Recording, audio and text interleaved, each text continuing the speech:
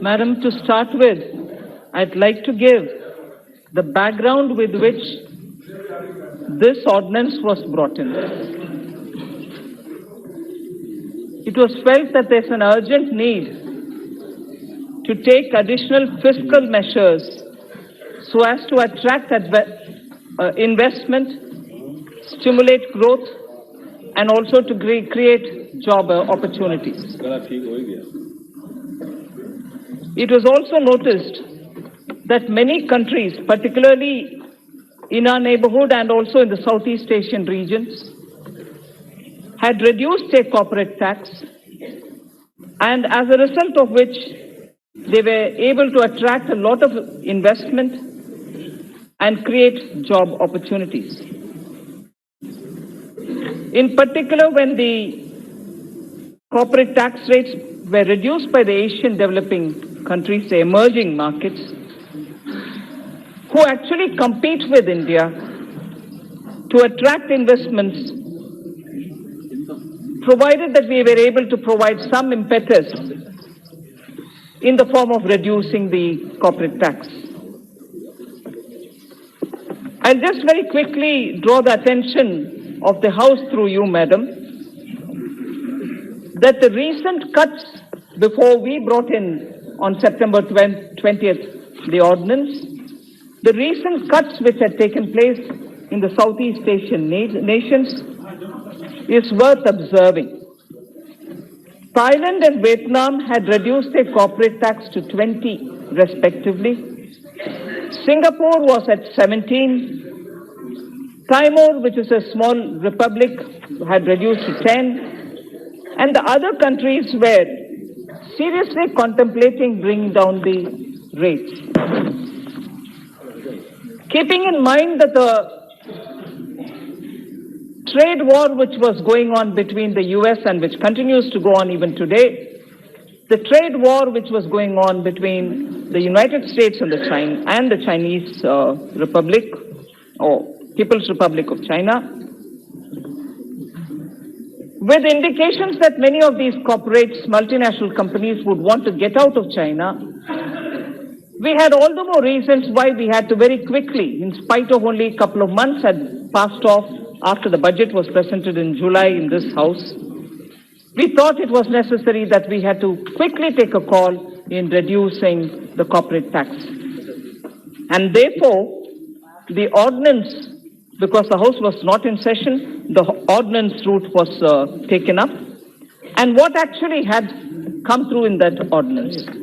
We've reduced the corporate tax for both the existing companies and also for those new companies which would want to start business in India. An option was provided. An option was provided to all existing domestic companies to pay tax at 22%, which will have an effective rate of 25.17% after including the surcharge of 10% and the cess of about 4%, as against the existing highest effective corporate tax of 34.94%, subject to the conditions that it does not claim any tax exemptions or deductions. So for existing companies, the option was provided. And these companies were also exempted from payment of minimum alternative tax, the MAT. So if that was the provision that we made or option that we gave for existing companies, we also came up with a reduction of corporate tax rate for new manufacturing companies which were going to start off business as of the date that we had given, 1st October 2019. A new domestic manufacturing company, therefore, if incorporated on or after 1/10/2019 and which commences manufacturing, this is important, those who start the company as of 1st October 2019, but who actually start commencing manufacturing on or before 31/3/2023 was provided an option to pay tax at 15%. The effective rate, therefore, in this case would be 17.16 after including the surcharge at 10% and cess at 4%, as against the existing highest rate of 29.12, subject to all conditions that it does not claim any exemptions. So through the ordinance, when these reduction in corporate rate were brought in, even for the new companies on the minimum alternate tax, the MAT, we had given an exemption that they will be totally exempt. The new companies, those who start from 1st October and those who actually start manufacturing before 2023, will be totally exempt from minimum alternative tax. So these were the two main announcements of the ordinance. Of course, there were many other points that we also included in that ordinance, which I'd like to draw the members' attention through you, ma'am.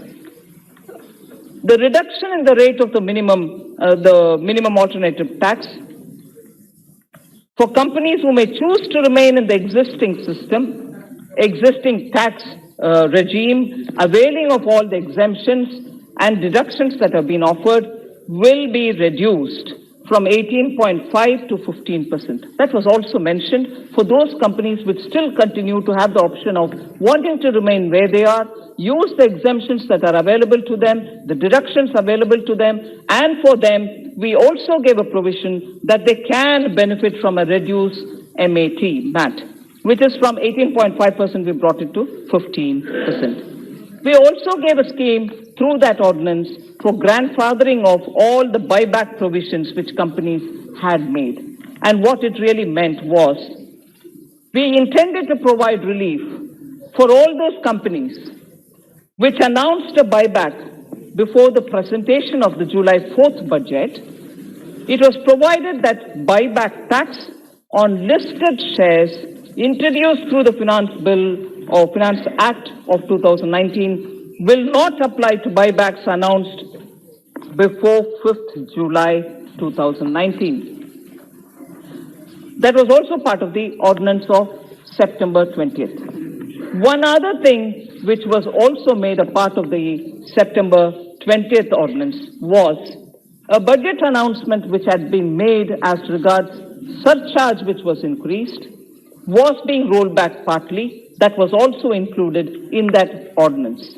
In order to boost the inflow of funds in the capital market, and it was therefore thought fit to provide that the enhanced surcharge introduced through the Finance Bill, the budget of July 4th, shall not apply on capital gains arising on transfer of listed equity shares or certain units which are liable to securities transaction tax. So therefore, that announcement which was made of an increased surcharge through the July 4th budget was being partly withdrawn, and that was mentioned in the ordinance of 20 September. Further, it was also provided that the enhanced surcharge will not apply to capital gains from foreign portfolio investors, the FPIs, arising out of transfer of any security, including derivatives. So these were the largest significant features of the ordinance which was brought in because the House was not in session, and we thought it was important to bring it nevertheless because of the way in which global companies were reacting to the trade war and wanting to get out of China. And it has had a positive impact. So now what we are doing is to replace that ordinance with a bill, and therefore we've come to the House with this bill. Other than all that was exactly mentioned now and also seen in the ordinance, there are a few other additions which are being made in this bill. So ordinance plus a few more things. I explained broadly what are the points in the ordinance, but the plus are the ones which I'm now explaining, which makes a part of this new bill which is being presented in this House today for us to discuss. So over and above the features of all that was included in the ordinance, we are trying to give some exceptions to companies which are in the IFSC Gandhinagar. In order to promote IFSC, because now it has to become a global financial hub, and we need to attract a lot more investment companies, equity companies, portfolio investors, all to come to that international hub which we are building. In order to promote the IFSC, it is proposed that the companies opting for lower rates of taxation shall also be allowed to claim tax exemption provided to the units of IIFC. That's one other feature in this bill which is being brought in. Second, grandfathering of buyback announced on the day of the budget. It is just a clarification that we are bringing, which I mentioned a minute before, that we are allowing for grandfathering of buyback provisions, and those provisions, I said, will be effective for those announcements which have been made before 4th July when the budget was made. But announcements being made 5th or before. But then that clarification, this clarification that I'm bringing now, became a necessity because there was lack of clarity. Many companies said, will it be for all those announcements made on that day or before that day, or will it also include those who have announced on that very day?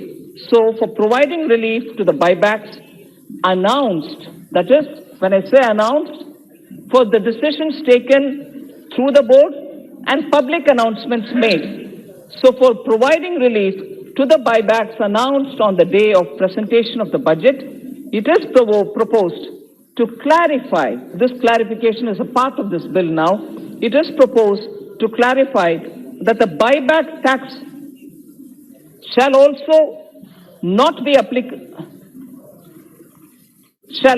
applicable for announcements made on 5th July 2019. Another feature which is being made a part of this bill is certain activities that will not be constituting manufacturing, the definition of manufacturing, because this tax reduction in the corporate tax is being made as an offer for manufacturing companies only. So what defines manufacturing? So we've given a negative list. In that we've said what is not manufacturing, and that is becoming a part of this bill over and above the ordinance. So in order to provide certainty and to avoid future litigation, it is proposed to clarify that the certain activities which are not in the nature of manufacturing, such as the development of computer software, printing of books, mining, etc., shall not be treated as manufacturing for the purpose of allowing lower taxation regime available for the new manufacturing companies. So these are largely the additions which are being made. There are a few more which are equally important.